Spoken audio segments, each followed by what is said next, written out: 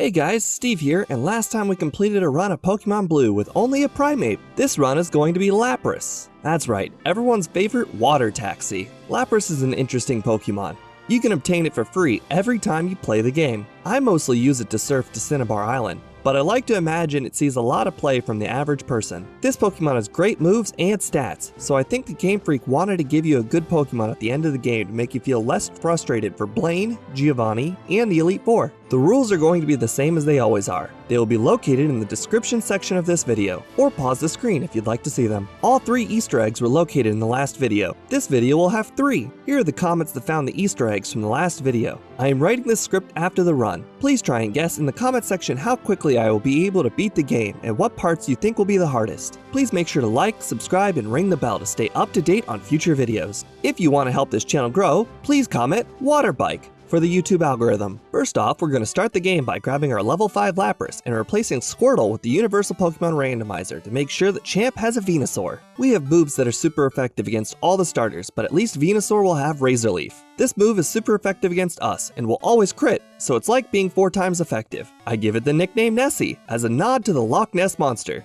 or better known as a Plesiosaur, which I think Lapras was based off of. I set Game Hook to give Lapras perfect DVs before starting. The first champ battle is a surprisingly difficult one. I start with a Water Gun, which only does 3 damage. Bulbasaur then uses a Tackle and does 3 damage to me. I then use a Growl to reduce Bulbasaur's attack for the remainder of the battle. The next attack then does 2 damage. From there, we just use Water Gun, but it takes a while. Honestly, that was a lot closer than some of the previous Pokemon. I didn't go over it from the last video, but my visuals have changed once again. Thanks to Scott's Thoughts and Kangaskhan, I have upgraded my setup to use HTML. Everything updates in real time, including the new enemy type section. I've added pictures of the type instead of text. It's much cooler and quicker to identify. Last is by the level, you will see a number. That is how much experience until the next level. Now, Lapras is part of the slow level up group, so I will need to do extraordinary amounts of training to keep up with other Pokemon. Even though I could beat up Brock right now, I still battle all of the bug catchers in Viridian Forest before battling him. But with a stab Water Gun, Brock will be the easiest battle of this entire run so far. In fact, I will have already beaten him by the time I finish this sentence. If you thought that was fast, don't worry, all the time we saved by not having to train before Brock will be spent battling trainers for Misty. My first goal is to hit level 20 before Misty. I was pretty sure that I will easily beat Misty, but I'm unsure just how much damage we'll be able to do with only Water Gun. 25 PP isn't exactly a ton when it comes to attacking Pokemon that resist your moves, so I made the decision before the run even began. I then make it through Mount Moon by battling every trainer except some Rockets and the Oddish Bellsprout lass. As I made it through Mount Moon, I heard a strange sound. I made my way toward this sound. It's coming from the Helix fossil. It's saying, "Please like, subscribe, and comment Water Bike." It sounds like some sound logic, but I need to work my way towards Misty. I arrive at Cerulean at level 17 and work my way to the Goldeen trainer. I'll let Live Steve take it away from here. You never know what's gonna happen with Supersonic. I did that because we outsped Goldeen, and I knew that this Water Gun barrage is gonna take forever. I woke up, but I think we'll be fine. Famous last words. I think we'll be fine. No. No! That's going in the video. Oh, that's so funny. That's going in the video for sure. Honestly, I'm not even mad. Well, what can I say? The Goldeen woke up and I went for the win instead of putting it back to sleep. But that was some pretty insane confusion luck. I'm 2 levels under where I wanted to be, and I didn't really go back to heal after seeing some decent damage I was doing to Goldeen. Staryu, as expected, only took 6 Water Guns, leaving 11 for Starmie. The first Water Gun does a whopping total of 5 damage. At the time, I didn't see exactly how much damage I was doing, but this means that at some point we must crit during this battle. We're down to a single Water Gun left, and it's not a crit, leaving Starmie at 1 HP, and I need to reset from here. I continue wasting moves for about 20 seconds thinking I could go through all of my PP, but I realized the error of my ways and reset. On my way out, I accidentally battled the Horsey and Shelter trainer.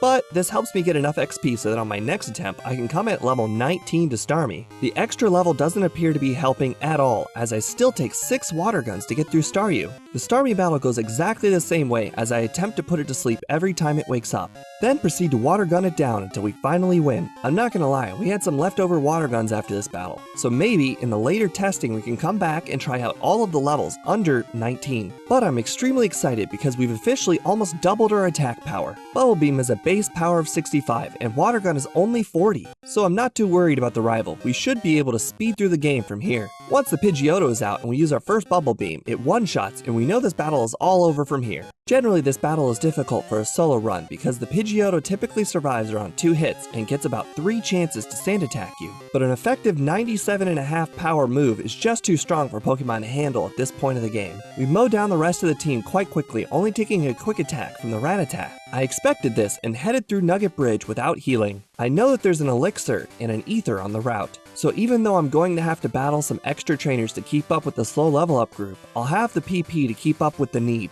As I arrived to the SSN, I had figured out before this run that I wouldn't be able to get to level 25 to learn Body Slam naturally, so I pick up and teach Body Slam right away. I probably could get to level 25 before the battle with Surge, in which I actually need it, but playing the game at 4 times speed is very fast, and I didn't realize that I was only 1 level away. Anyways, we've arrived at Champ 3, and now we have the choice to use a physical or a special attack on his Pokemon. Pidgeotto is first, and since Bubble Beam took it out the first time, I tried it and it was close. Raticate wasn't a challenge, but in hindsight, I probably should have used Bubble Beam. Kadabra is faster than me, and it disables the Body Slam I was about to use, so I switched to Bubble Beam. It's another close one. Then we take it out on the next attack. Ivysaur does its very best, but Vine Whip just isn't a strong enough grass move to deal enough damage to our massive HP. I'm not gonna lie, I was really worried about Surge. So much that I was even talking it over with the stream if I should consider doing him after Erica. But in the end, we decided to just see how it will go and come back if we lose easily. Voltorb is first and it's weak defensively and doesn't really know an electric move. Pikachu is one of the weakest defensive Pokemon I've ever seen and honestly not that fast.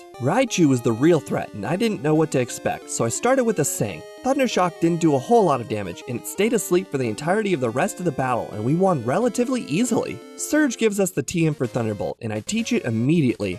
I get a chance to use it real soon in Rock Tunnel against those pesky Slowpokes. We then breeze through Rock Tunnel, making sure to hit up all of the hikers along the way with Bubble Beam for some easy wins. We then make it to Celadon and pick up the TM for Ice Beam from the lady at the top of the mart. I again teach it immediately and get rid of Sing, which has outlived its usefulness.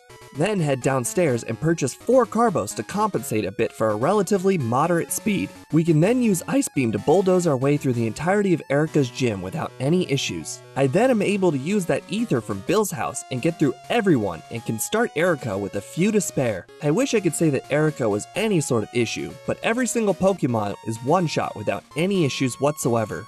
Even with our relatively middling speed, we didn't have an issue outspeeding Victory Bell at all. I'm then able to head directly to Champ 4 after picking up Fly. But as usual, we have a really diverse moveset for this battle, so even though he's got an upgraded team, not a single Pokemon is even a bit of an issue. Pidgeotto is an Ice Beam, Gyarados is a Thunderbolt, Growlithe is a Bubble Beam, Kadabra is a Body Slam, and Ivysaur is an Ice Beam. After working our way through Pokemon Tower, I then make my way over to Saffron to get Psychic from Mr. Psychic. I then teach Psychic over Bubble Beam and then make my way through Cycling Road to pick up a rare candy in the grass. Then head to the Safari Zone to pick up the Carbos on the rocks and the Protein to the north of the 3rd zone. We then finish off the Safari Zone to pick up Surf and then work our way towards Koga. But if you were hoping for a close battle against Koga, it wasn't. The 2 Coughings and Muck go down to a single Psychic apiece. Then the Wheezing survives the Psychic, but only to use Smog before it goes down. To be clear, we have full HP and quite a massive HP stat, so I'm pretty confident we'd survive a self-destruct. Now's about the time I'd like to do my creator shoutout. Today's creator shoutout is Oso. He does very similar runs to mine, but starts with a Pokemon's first form and allows it to evolve during the run. Here's a short clip of his most recent video that I absolutely loved. First Onyx comes out and Fire Blast misses. Onyx uses Harden, so that was a completely wasted turn. We try Fire Blast again, and another miss? Ugh! Anything lower than 100% accurate is 50% accurate. Onyx uses Rage, which is pretty good. We're not going to be using anything besides Fire Blast, which should one-hit KO. So it will not get the damage boost, and it's locked into Rage from now on, dealing 5 damage per turn. A third Fire Blast, and it finally hits. Onyx goes down, and we're on to Hitmonchan. We use Fly. Hitmonchan uses Counter, which does nothing, and Fly... it does not one-hit KO. It uses Counter again, which only works against normal and fighting type moves in Gen 1. So again, it does nothing. We use Fly again, and of course 95% accurate Fly misses. I'm telling you, less than 100% accurate is 50%. But we knock it out with a third Fly. Fortunately, Hitmonlee cooperates and a single Fly knocks it out, and we move on to the second Onyx. Fire Blast misses for a third time this battle, and Slam does a small check of damage. Fire Blast misses for a fourth time. Come on! Onyx uses Rock Throw, which thankfully does miss, and finally a Fire Blast lands and one-shots the Onyx. Now back to the run. We make our way through Champ 5, but not before grabbing the Carbos and Rare Candy on the 10th floor. To be fair, we're only a few levels higher than his early Pokemon, but we just wreck his entire team. Pidgeot is once again an easy KO with Ice Beam. Gyarados is a Thunderbolt, and with the high special that we have, it's really nice not to have to deal with that threat. Growlithe, as mentioned in my previous videos, is just so weak on defense and special, so our neutrally effective Ice Beam is more than enough to take it down. Alakazam could have been a threat, but for some reason, it tried to recover on full HP, and then failed to disable before taking our 2 body slams. Venusaur is much better special than Ivysaur, so it survives an Ice Beam, but it wastes its turn on Leech Seed as the next Ice Beam gets us the victory. After this battle, I head towards Sabrina, but before then, I see the fighting dojo and realize that it would be some really fast XP to waste off my Psychics. I do make sure to keep 2 Psychics for Venomoth, so I did use some Thunderbolts on the pre-evolved fighting types. Thanks to Koga's badge boost, we can now outspeed the first Kadabra and take it out with a Body Slam. Then on Mr. Mime, our first Body Slam, then Gen 1 misses, while Mr. Mime uses a very weak Confusion. After that first hit, we then know that Lapras is just naturally so much more bulky than most of the Pokemon we've used in the past. For Venomoth, we use the 2 Psychics that we saved for this exact moment. However, Venomoth does hit us with a rather annoying Stun Spore, which allows it to get a weak Psybeam in before going down. This Alakazam took from the Champ school of using Recover while at full HP, allowing us to deal massive damage on our first turn, and paralyze it. Then we get stuck in a loop of where she uses Recover and we hit with our Body Slam. We're doing more damage than can be recovered, so it goes down easily. We then make our way to Pallet Town and teach Lapras Surf over Body Slam to surf down to the Pokemon Mansion. On the first floor, we grab some Calcium. On the second floor is some Iron. Fall down a few floors is some Carbos. Then in the basement is the TM for Blizzard.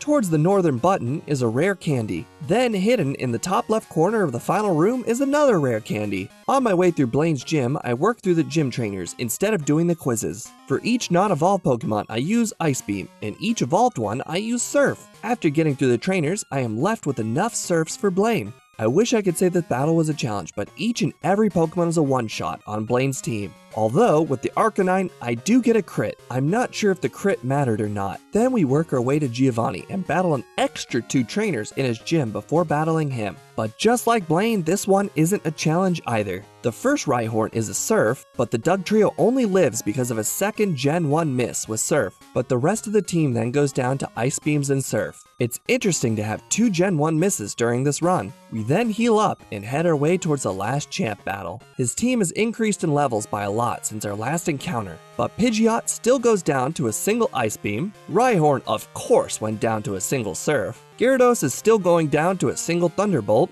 Growlithe is going down to Surf, which is an upgrade over Ice Beam in this case, but as Alakazam comes out, I have a natural fear of it. But my first Surf then crits and he sets up a Reflect to let me get through relatively easily. Venusaur is next, and it's time to see how much this Razor Leaf is going to do. But our Ice Beam then crits, and we'll have to find out later. Alright, this run has been a breeze since we faced Misty, so instead of using my rare candies at the start of the run, I just decide to see how I would fare without them. Lorelei is first, and we hit the starting Dugong with a Thunderbolt. It does just a little more than half.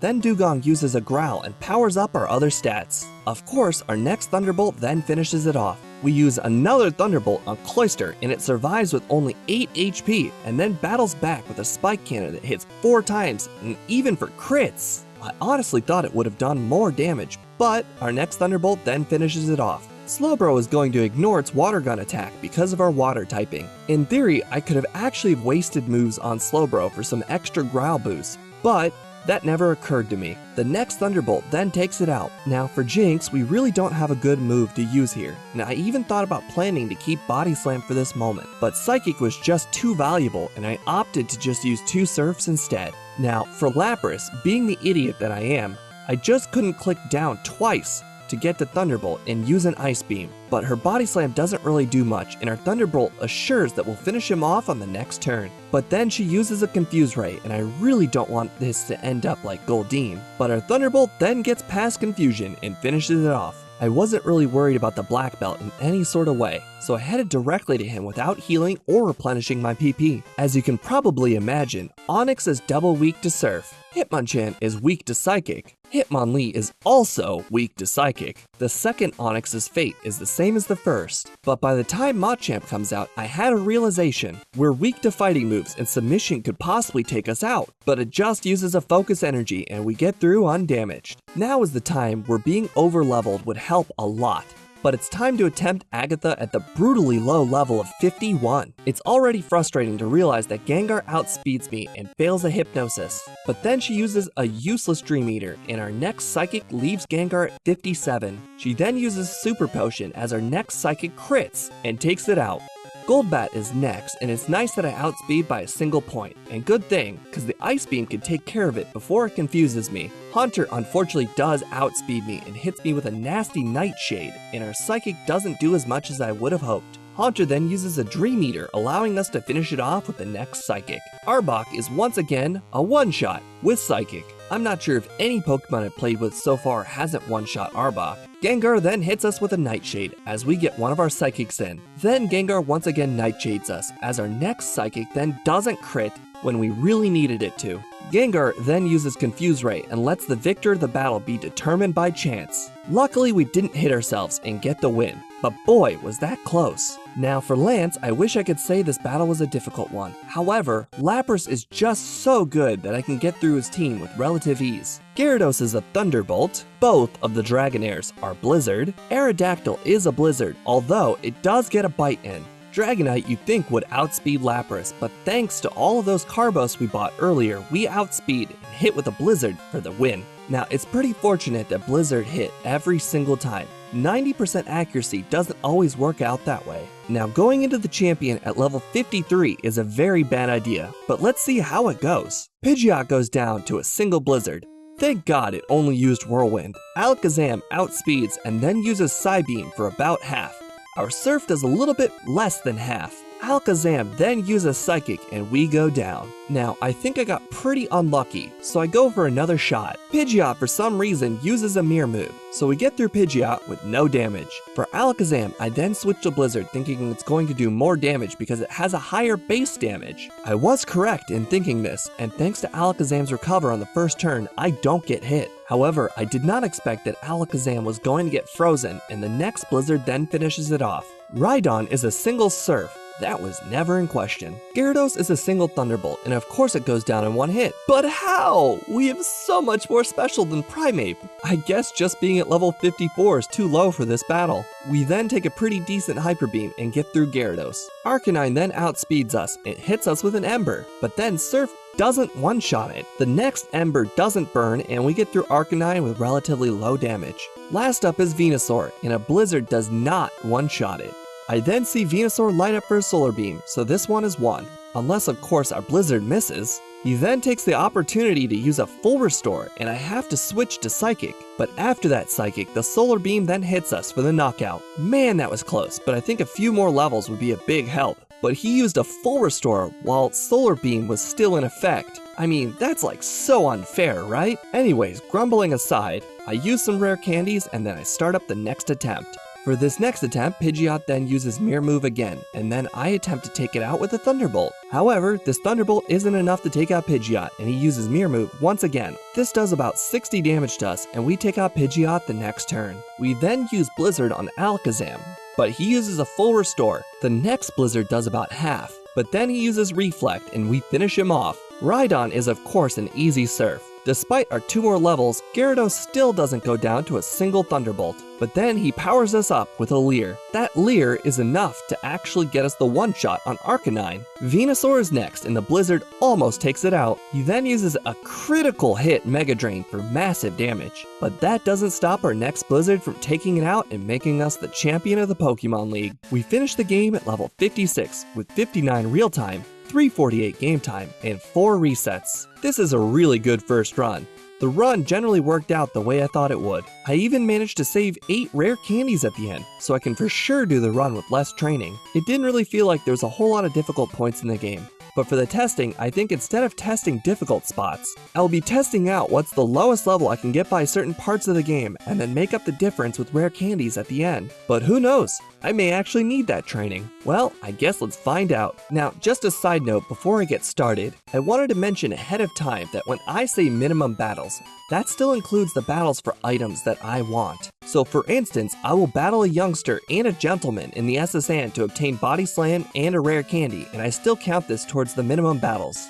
I know this isn't actually minimum battles, but I'm talking about minimum battles without extra training. I decided that this time we're going to skip the optional trainers in Viridian Forest, so this means we're going into Brock at level 6. As expected, the Geodude is a single water gun. However, the Onyx survives the water gun, then goes down to the next hit. After fighting just the bare minimum of trainers, we then head to Misty. Before we get to Misty, we have to fight the Goldeen trainer. At level 14, we're just unable to beat her. So I then work my way over to Champ 2. This battle actually went quite well up until the point we fought Bulbasaur. The water gun just couldn't do more than 6 damage. After those 2 defeats, I then decide that I should come back at level 16 to see what I can do with Sing. After I came back with Sing, the Goldeen trainer was not an issue. The Misty battle, however, is quite a slog, but it is possible at the end. We were only doing about 4 damage at a time to Starmie, but with enough PP, this is very winnable. With our newly acquired Bubble Beam on our side, we head over to Champ 2. This battle was just as easy as it was the first time, but even with 4 stand attacks, I still managed to get the victory, so I decided to trek on. Champ 3 was just about the same, so no changes here. Now, for Surge, I really wanted to see how much damage a Thunderbolt was going to do, so I kept on replaying him until he actually used a Thunderbolt, which he didn't do on every attempt. It did about half of the damage to our HP, but it really wasn't enough to be that much of a problem. Now we start to see where minimum battles is really going to take effect in this run. As you can see here, for the Erica battle, I didn't battle all of the trainers and then at a significantly lower level. The Victory Belt and the Vileplume both don't go down to a single hit. Luckily, neither of them are really strong enough to take us out, but sometimes bad things can happen when you get hit by a sleep powder. Champ 4 was still a conglomeration of one-shots, as he still is really far behind us at this point of the game. I kept on replaying Koga until Weezing would finally hit me with a self-destruct. It does about 100 damage, but since none of his other Pokemon damaged me at all, it's not going to be much more of an issue. Now, Champ 5 is when things really start to show how weak we are. Pidgeot doesn't go down to a single Ice Beam. Gyarados doesn't go down to a single Thunderbolt. Growlithe doesn't go down to a single Ice Beam. Alakazam doesn't go down to a single Body Slam. And Venusaur doesn't go down to a single Ice Beam. This leaves chance up to a lot of the battle, but it was still winnable in the end. I then move on to Sabrina, who for the most part is exactly the same. The only difference is that Kadabra doesn't go down in a single hit. There's still a lot of luck involved on the Alakazam, but I wasn't going to be able to change that with extra training or not. Blaine, for the most part, is still full of one-shots, except for Arcanine. Now, we crit the Arcanine last time, so I don't exactly know if the extra levels will help, but seeing how much damage it had left, I imagine the crit did help. Giovanni is still as weak as ever. Turns out the Nidos are weaker to our Stab Surf than they are to Psychic, but for the most part, he was a joke before and he's still a joke now. Champ 6 goes relatively the same way as Champ 5 did. Most everything was a 2-shot. The only real difference here is that he's got better moves and higher levels. I'm not gonna lie, I really figured minimum battles up to this point was going to be a much bigger issue. For the most part, I have been able to get through the game with just the same amount of difficulty as the last run. Before Lorelei, I then use all my rare candies and find myself only 4 levels above my original run. Now, being a few levels higher this time actually made the Lorelei battle a lot easier. Nothing is a 3-shot and we resist almost all of her attacks. Agatha, on the other hand, was still a bit difficult, but we are able to outspeed her Haunter, and our damage ranges were slightly better. Lance was not an issue, just full of one-shots. Now, don't let the footage here confuse you. The champion battle is just as difficult as it was last time. This is just the footage of my last run, but it is nice to know that the Venusaur is now a one-shot. Now, what's interesting about the run here is that I skipped a lot of the extra training. I didn't show all of the training, but just a brief overview of the training that I did in the first run was Viridian Forest, Route 3, Mount Moon, Rock Tunnel, Erica's trainers, Pokemon Tower, some bikers, the fighting dojo, Blaine's trainers, and some of Giovanni's trainers. All of this training, however, was ignored thanks to the rare candies. However, I do feel like if I had gotten some extra training in Erica's gym trainers, I can probably improve a lot of the ranges during this run up until the Elite Four. So I'm probably going to continue doing those trainers, but I'm going to continue removing the majority of the rest of the trainers. Alright, it's time to see how the real run is going to go. The run starts once again with us naming our Lapras Nessie. I start right off the bat with a growl, then proceed to use 7 water guns to work our way through Bulbasaur. This time around he uses growl 6 times. Clearly he didn't get the memo that we don't have a physical attacking move. During testing, I also learned that we were going to run out of water guns before getting through all of the Route 3 trainers, so it actually saves some time doing the extra battles in Viridian Forest as we pass by the Pewter Pokemon Center anyways. We then arrive at Brock in no time. We are then able to beat him very quickly, and with the extra levels, Onyx is a one-shot again. I got the bright idea to use the extra water guns on Geodude while traversing through Mount Moon. This has actually caused me to arrive at Misty at level 17 this time around. This battle is of course, again, just a slog. The gist of this battle is put Staryu to sleep and beat it down 6 damage at a time with 7 water guns. Then with Starmie, we once again put it to sleep whenever possible and spam water gun for 4 damage about 13 times to get the win. Now for Champ 2, this battle goes a lot smoother than the test run because we don't get hit with a sand attack. Now this allows us to get through the other members of the team with more consistency. The Bulbasaur, however, was a little more difficult as it took 4 attacks to get through it. A little ways down the road, and then we board a boat and once again run into our rival Champ. Thanks to only 2 quick attacks being used, we're going into the rest of the battle with full accuracy. The following Raticate then goes down to a Bubble Beam, Kadabra to a Body Slam, and Ivysaur to a few Body Slams. I mean, it wasn't going to be much of a challenge, we already knew that. For Surge, he really goes out of his way to make sure that both the Voltorb and the Pikachu do not hurt me. Raichu, on the other hand, brought his A game to the battle. It starts with a Thunder Shock, which on its own isn't very strong, but causes paralysis that could gain him another turn. Of course, the next turn, Surge does Surge things, thanks to an X speed, and of course we get fully paralyzed right off the bat. Then he uses a Thunderbolt that takes me down a ton, but my Body Slam connects for the win. Whew, that was much closer than it needed to be. Honestly, that's how I kinda envisioned the battle to go in the first run. Without all of those extra battles, we can only afford to buy 3 Carbos once we arrive in Celadon. This time around, I decide to battle all of the trainers in Erica's gym to hopefully ease some of the later points in the run. As Erica begins, our first Ice Beam leaves it on quite literally 1 HP. This gives her the opportunity to use a massive Razor Leaf. Luckily for me, the blunder isn't taken advantage of, as Tangela reliably goes down in 1 hit. From the testing, the Vileplume was also able to survive an Ice Beam, but not this time, as we've done just enough to get the damage to take it down. As for Champ 4, the first run and the test run, we were able to one-shot sweep him. I even managed to accidentally Thunderbolt the Growlithe, and it just doesn't matter. Level 20s at this point of the game is just so far behind. It won't be long before he can take his revenge though. Just a short voyage through the Cycling Road and Safari Zone later, we arrive at Koga. As we've already shown, there's not much he can do up until Wheezing. But it turns out that Psychic is only a range at the much lower level, and we get hit by a massive sludge, causing me to actually worry a bit. Luckily, I am able to crit the muck and get the better side of the range on the next Coughing, so I've been able to avoid the pursuing poison damage as well.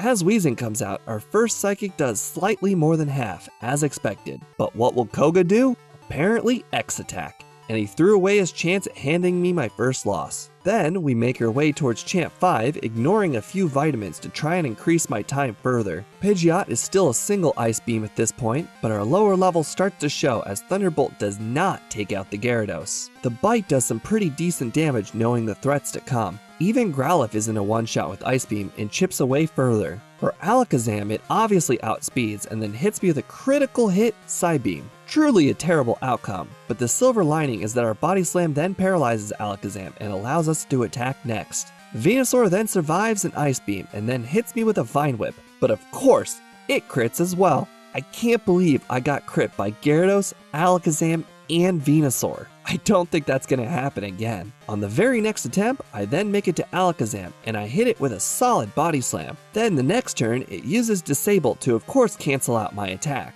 In my panic, I click down one too few times and accidentally click Psychic. Alakazam then uses this moment to heal back to full. We then switch to the correct move as its Psybeam then gets a low chance of confusing, and of course, I then hit myself. Another Psybeam drops us even further, and of course Lapras once again hits itself. Another Psybeam then seizes victory from our grasp. On the next attempt, those shenanigans do not happen, and we make it to Venusaur with pretty solid HP. Our first Ice Beam does about the same it did last time. This time, Venusaur uses the dreaded Razor Leaf, and it's able to take us down 99 HP and leaves us at 3 as the next Ice Beam then finishes it off. Well, that's why I picked Venusaur in the first place, so I really can't be shocked it did that much damage. If you count the crit, it's like we're 4 times weak to the move. If you thought that Alakazam was bad, we now have to make our way to Sabrina, which has a more powerful Alakazam. Without the added speed from the extra levels, Kadabra is able to get a Psychic in before being taken out with a Body Slam. Mr. Mime isn't a threat once again as it misses a Double Slap and is easily taken out. Venomoth of course once again hits us with an annoying Sun Spore before Alakazam. But now that our speed is dropped, it gets a Psybeam crit that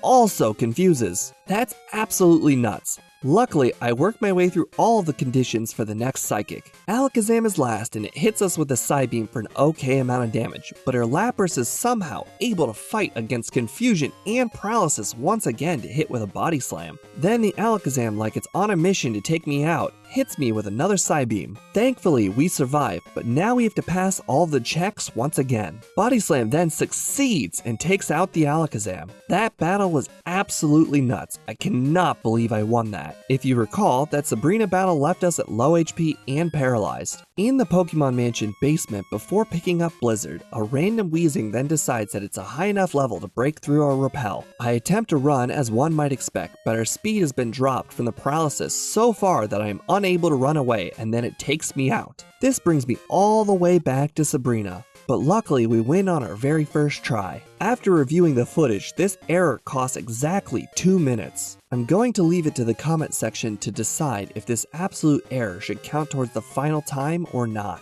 It won't affect the rankings at the end, but it will affect the number you see on the tier list that I usually show. Anyways, Blaine is next and you can probably see how this is going to go. We then get 3 one-shots at his much easier Pokemon, and Arcanine survives the surf, letting me know that the original run crit mattered. But anyways, he was a breeze and it's time to work my way to the other easy gym leader. Giovanni, oh Giovanni. Rhydon is a surf, but then Doug Trio outspeeds and uses Growl to ensure that every range of the Nidos will just be one-shots. That's exactly what happens, as Giovanni loses faster than he can even command his Pokemon to attack. Now, unlike my previous run, before I go to Champ 6, I make a pit stop to the Celadon Mart to pick up 5 Calcium to make sure that I can take out Champ's Gyarados with a Thunderbolt. Pidgeot is first, and it's one of the reasons we taught Blizzard early. I think this is where you can see the plan I put in place kick in. By adding the training in Erica's gym, we've arrived at this point 2 levels higher and with 5 more Calcium. This Calcium has allowed me to one-shot the next 3 Pokemon.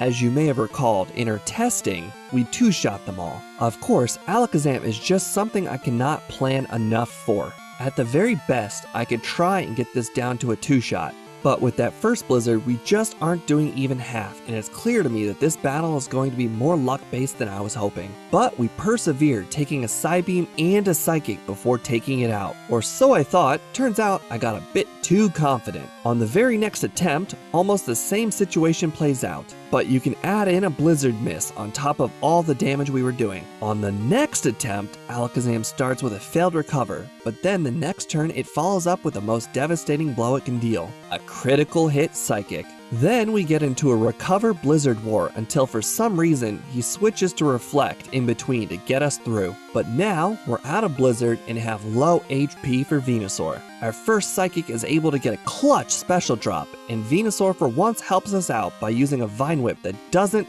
crit. So our next Psychic gets a KO, finally getting us by an incredibly difficult battle. Once again, we find ourselves at the Elite Four, but extremely underleveled compared to the first run. So we use all of our rare candies before Lorelei, just like the test run. We are then able to arrive at Lorelei at level 54 with a bit higher special. Dugong takes a massive 121 damage from our Thunderbolt. I honestly expected her to use a rest, but missing a takedown is fine with me. We gained just enough special to actually one-shot the Cloyster this time, so that should bode well for the final Lapras. As I mentioned before, Slowbro isn't going to use its only attacking move because we are water type and the AI deems it non-effective. But for some reason, she uses Water Gun anyways, so I'm baffled by what happened here. I asked the other challenge runners and nobody could really figure it out. Water should be resisted and he shouldn't have picked water. If anyone knows what happened, please let me know in the comments section. Jinx, I take a bit of time to remember what attack to use. Then I remember that of my current choices, Surf is the best option and get a lucky crit that puts her in Super Potion range. For Lapras, we get yet another crit, and now we need to fight our way out of some confusion to get the next Thunderbolt for the finish. I'm not really worried though, her moves won't do much damage to us. But it won't matter as the first attack gets in for the win. I'm going to skip the black belt. It's a total sweep including Machamp in which I managed to crit. For the Agatha battle, nothing has changed, but let's take a look at our slot machine result. Missed Hypnosis, followed by a Psychic, then a Nightshade, but our next Psychic then finishes it off. That went pretty well considering I didn't get confused. Goldbat, I use a Psychic even though I'm supposed to use Blizzard. Luckily, she switches out to Haunter. Our next Psychic then knocks it out with a crit. I'm glad we outspeed this time. She throws Goldbat back in so we can finish it off. Arbok once again is just trash and goes down the easiest. The last Gengar of course confuses me, but then she follows up with a Toxic and we hurt ourselves. She then uses Toxic again since the last one didn't hit and also misses, but we unfortunately hit ourselves again. On this turn however, she then uses Nightshade and we finally get a hit with our Psychic.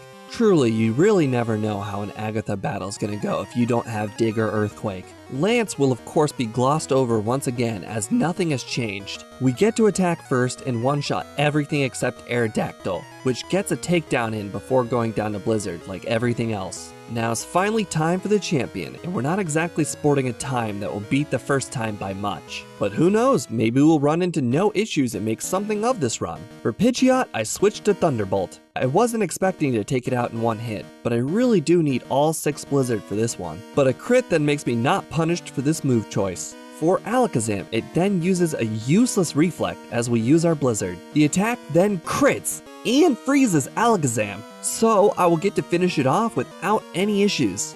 Rhydon is Rhydon with its terrible moveset. Gyarados is thankfully a one-shot, probably because of all that extra calcium we scarfed down. Arcanine outspeeds and gets an Ember in, but Surf gets a one-shot as well. I really wasn't expecting that at all, especially without any sort of Leer badge boost on us. Last is Venusaur, and unfortunately our Blizzard then misses.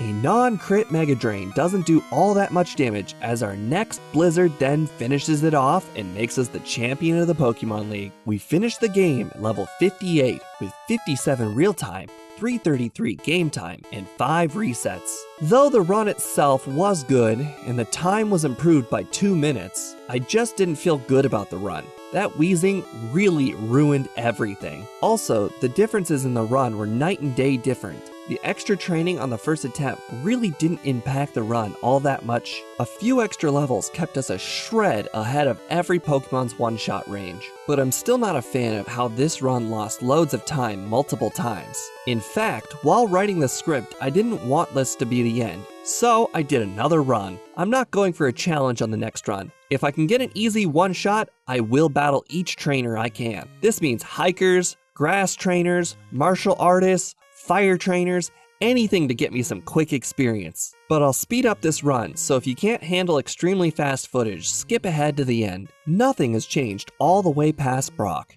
In Mount Moon, I make sure that I battle every Pokemon I come across until I finish the 4th trainer on the first floor. Then I do the same thing through most of the final floor. The goal is to go through all of my PP before I head into Cerulean. Since attacking all of the wild Pokemon is just as fast as running away from them, this seems like a good move. Now, with Misty, we will arrive at level 18, allowing us to do 7 damage on each hit for Staryu. However, for Starmie, we're still only doing 5 damage per attack. I do change my strategy to use a few growls after I put it to sleep, so that my water guns will do more damage than its tackle. That way, we can win before it will without having to put it back to sleep, wasting all that extra time. Nothing has changed for Champ 2. We still dominate with Bubble Beam, and he tries his very best, but it's just not enough. Even with 2 sand attacks, I still managed to come out with the win in the end. For Champ 3, I figured that if I add enough easy training to the run, I can actually skip Body Slam and learn it naturally. Luckily, I learned it right before Kadabra because it would have sucked to have used Bubble Beam on it. But this one is still not close. For Surge, I wish I could say that this one was going to be easy, but for some reason I was stubborn and deemed replaying the battle faster than actually healing before the start. So I go into the battle without full HP, and luck doesn't go my way on Raichu. Not once,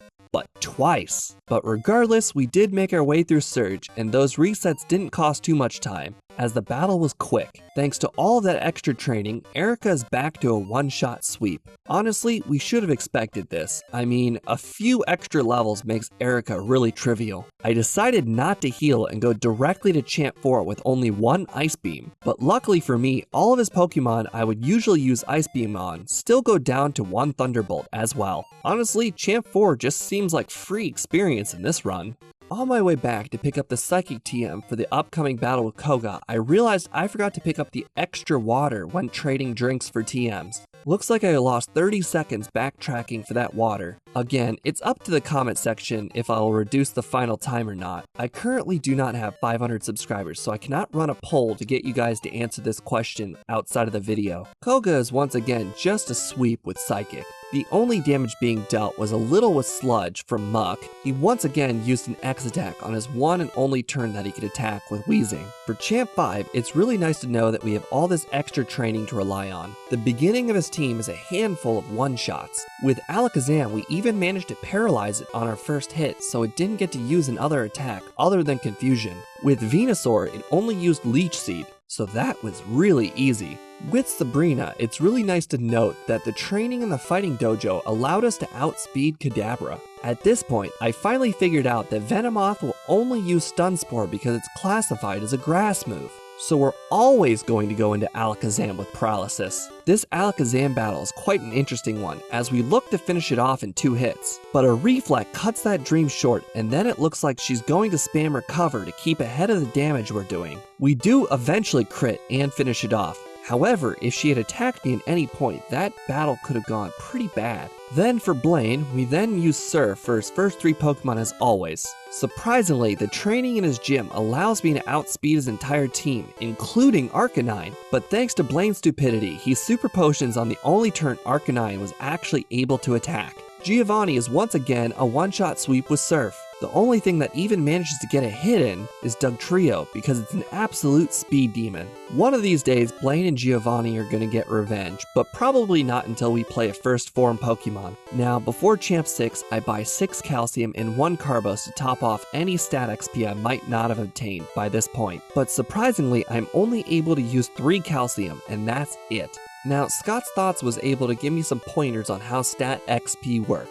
Each vitamin adds 2,560 stat XP, whereas the threshold for vitamins is 25,600. So with a bit of quick math, if you were to just start the game, you can use 10 vitamins. However, the maximum amount of stat XP that you can have is 65,535. So when it comes to stat XP, it's really important to use all of your vitamins early, or you're gonna run the risk of not being able to use them later. So for the Primate run and the Lapras run, I made sure to go get vitamins after battling Giovanni. I did this because I thought I was gonna have the most money possible at this point of the game without having to backtrack. But instead, I was waiting too long to buy the vitamins because now I've reached the threshold on a bunch of different statistics. Now, unlike my first 2 runs, Where this Champ 6 battle was extremely difficult, I decided to use all my rare candies before this battle. It's only one battle earlier than I was going to use them anyways, but it'll make a world of difference in this battle. We start off Champ 6 on a good foot as we Gen 1 miss an Ice Beam. When we arrive at Alakazam, I realized that I forgot to teach Blizzard over Ice Beam, but thanks to our new levels, it does more than half.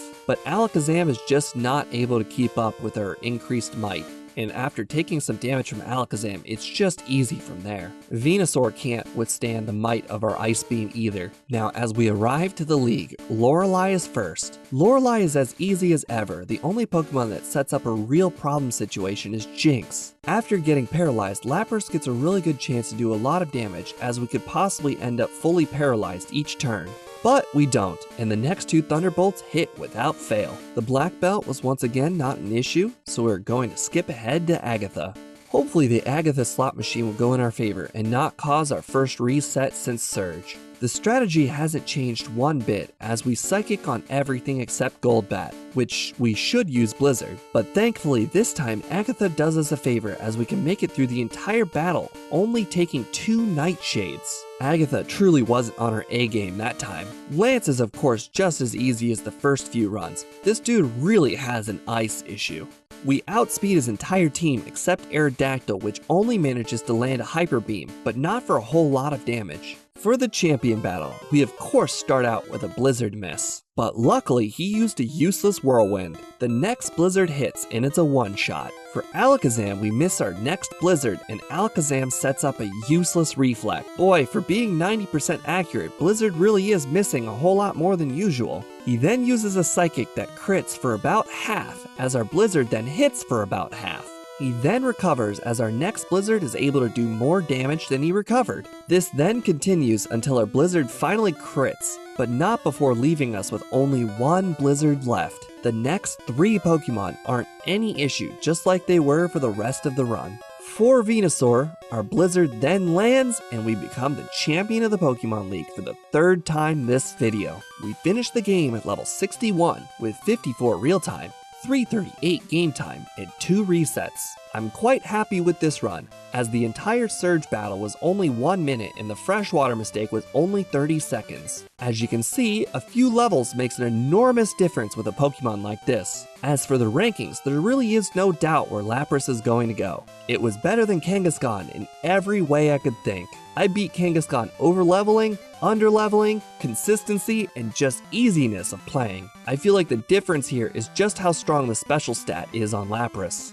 The speed was also in a sweet spot where it was just faster than basically everything except the fastest Pokemon in the game. So the 2nd spot on the tier list feels like a really fair rating. Now, I don't plan on doing 3 runs for every video, but I just misplayed Lapras so hard in the 2nd run that I really needed to do it justice for a 3rd run. Thanks to the comments from all my previous videos, I have chosen to do Ammonite next. If you'd like a Pokemon to be done, make sure to comment on this video. Hey guys, Future Steve here. I'm sure you guys have noticed that this video came out an entire week after I said it would. This is because I've spent an entire week working on my new HTML and graphics with Scott's Thoughts. I'm running footage of the Elite Four if I were to play it on my new setup right now. There are so many things going on that I just wanted to stick it here right at the end of the video. For starters, all my boxes are now color-coded to the type of the Pokemon.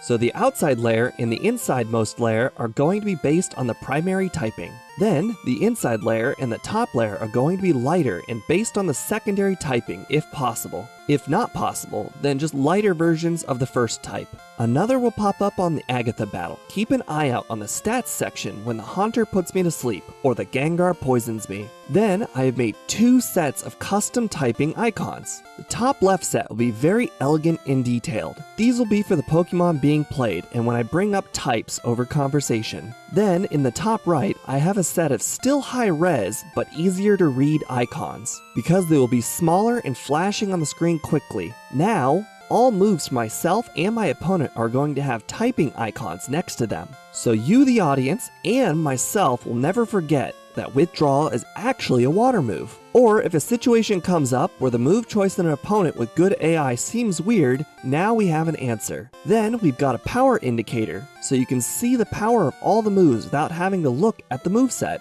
It also fits nicely in the center of the move area, which was previously blank. Then I've added fractions to the bottom weakness indicator, so it's easier to tell the difference between resistances and weaknesses. Then finally, every image is 5 times the size you see on screen, so they will be scaled down and nothing will be blurry. I hope you guys like the changes, and thanks for sticking to the very end. If you have any suggestions for Pokemon, ways to improve my strategy, maybe even a way to improve the quality of my videos, feel free to let me know in the comment section below. My channel is always improving, and every video I plan to bring you even better content. Keep the suggestions coming, and I look forward to bringing you another video.